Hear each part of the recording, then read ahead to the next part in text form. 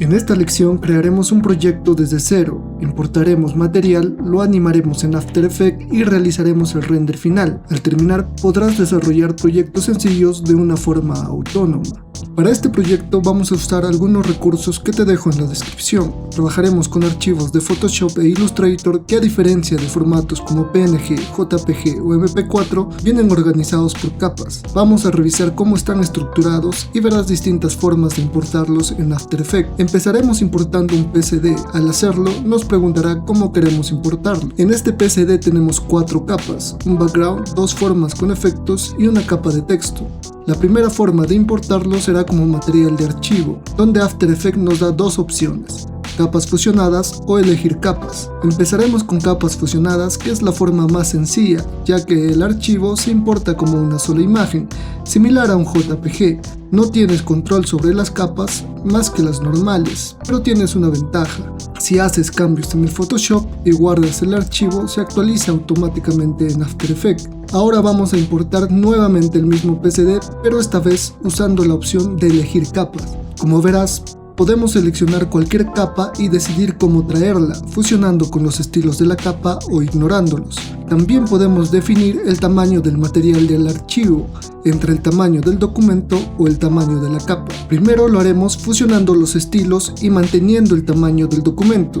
Así, la capa se importa con transparencia y con todos sus estilos de capas fusionadas, pero como una sola imagen, similar a un PNG, y del tamaño del lienzo del PSD. Al igual que antes, cualquier cambio que hagamos en el archivo de Photoshop se actualizará automáticamente en After Effects. Ahora probemos cambiando estas opciones. Ignoramos los estilos de capa y usamos el tamaño de la capa. Aquí notarás 2 diferencias. Los efectos desaparecen y el tamaño ya no es el del lienzo completo, sino que se ajusta únicamente a la capa que importamos. Esto se entiende mucho mejor con la siguiente opción, que es importar como composición. Al hacerlo tenemos 2 alternativas: traer la composición con estilos de capas editables o con los estilos de capas fusionados. Si elegimos estilos editables, After Effects crea una composición con el tamaño del lienzo del PSD y además organiza cada capa en una carpeta. Al abrirla verás exactamente lo mismo que tenías en Photoshop. La diferencia es que desde aquí todo se vuelve independiente. Cualquier cambio que hagas en el PSD ya no se va a actualizar. Los estilos tendrás que ajustarlos directamente en After Effects, aunque hay que tener en cuenta que aquí pueden ser más pesados y a veces no se comportan igual. Si en cambio importamos con estilos fusionados, el resultado es prácticamente el mismo, pero con una diferencia clave: los estilos ya no se pueden editar en After Effects. Eso sí, cualquier cambio en los estilos que hagas en el PSD sí se va a actualizar automáticamente. El detalle es que todas las capas mantienen el tamaño completo del lienzo, lo que puede resultar incómodo en muchos casos. Por eso existe una última opción, que es la más usada, que es importar como composición conservando el tamaño de la capa. Aquí tenemos las mismas 2 opciones que antes. Si elegimos estilos de capa editables, funciona igual. El archivo se vuelve independiente, así que cualquier cambio en Photoshop ya no se va a reflejar en After Effects. La diferencia es que ahora el tamaño de cada capa se ajusta solo a su contenido, dejando los estilos fuera del marco. En cambio, si usamos estilos fusionados, sí se mantienen las actualizaciones. Cualquier cambio en los estilos que hagas en el PSD se reflejará en After Effects al guardar. Y aquí hay un detalle importante: el tamaño de la capa sí incluye los estilos, es decir, el cuadro delimitador se adapta a todo, no solo al contenido base.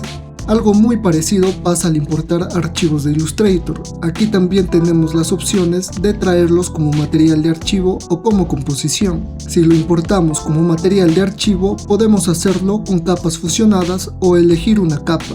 Con capas fusionadas, el archivo se importa tal cual, con el tamaño de la mesa de trabajo y todo unido en una sola imagen. Además, cualquier cambio que hagas en Illustrator se actualizará automáticamente en After Effects al guardar. Si elegimos importar por capa, se activarán las opciones para definir si queremos el tamaño del documento o solo el de la capa. En este caso, también se mantienen las actualizaciones desde Illustrator al guardar. Por otro lado, si lo importamos como composición, tenemos 2 opciones: opciones: mantener el tamaño de la mesa de trabajo o ajustar el tamaño a cada capa. Aquí el comportamiento es similar a Photoshop, especialmente en cómo se organizan los elementos dentro de la composición. Estas son todas las formas de importar archivos de Photoshop e Illustrator en After Effects. Puede parecer mucho al inicio, pero en la práctica vas a usar una o dos formas la mayor parte del tiempo. Aún así, entender todas te da más control según el flujo de trabajo que quieras seguir. Ahora que tenemos esto claro, vamos a cargar los archivos y continuar con la lección. Para importar los archivos puedes hacerlo con Ctrl+I, con clic derecho, eligiendo la opción importar o simplemente dando doble clic en la ventana del proyecto. Empezaremos importando el PSD usando la opción de composición conservando el tamaño de la capa. En este caso elegir entre estilos editables o fusionados es indiferente. Cualquiera nos funciona para este proyecto. Una vez importado, es importante abrir la composición que crea After Effects y no hacer una nueva. Esto es clave porque muchos cometen el error de crear otra composición y arrastrar ahí las capas desde la carpeta. ¿Qué pasa? Que todos los elementos se centran y se pierde la posición original del diseño, y eso justamente es lo que queremos evitar. Teniendo esto en claro, ahora importamos el archivo de Illustrator, usamos las mismas opciones como composición y conservando el tamaño de la capa. After Effects hará lo mismo que con el PSD, crear una carpeta con las capas y una composición que al abrirla mantiene toda la estructura del archivo original. Si ahora queremos juntar las capas de la composición de Photoshop y la de Illustrator, lo más práctico es copiar y pegar, pero antes es importante entender cómo funciona este proceso en After Effects. Para seleccionar capas tenemos varias opciones. Puedes hacer clic y arrastrar en la ventana de composición o en el timelines, seleccionar una por una manteniendo pulsado Control, usar Shift para seleccionar un rango o simplemente presionar Ctrl+A para seleccionar todo. Algo clave aquí es el orden de la selección, porque After Effects respeta ese orden al momento de pegar. Si seleccionas de arriba hacia abajo se mantendrá el mismo orden en la nueva composición, pero si seleccionas de abajo hacia arriba se invertirá. Es un detalle pequeño pero importante. En este caso vamos a copiar manteniendo el orden presionando Ctrl+A, luego Ctrl+C y finalmente Ctrl+V para pegar las capas en la otra composición. Esto es muy útil porque puedes mover elementos entre composiciones sin perder su estructura. Cerramos la composición de Illustrator y verás que ya tenemos prácticamente toda la escena lista para empezar a trabajar. También vamos a importar una textura animada y el audio que tienes en los recursos. Antes de seguir, es importante mantener todo ordenado, así que crearemos una carpeta llamada recursos para guardar las capas y otra llamada composiciones donde guardaremos las composiciones. Además, crearemos una carpeta audio donde importaremos nuestro archivo.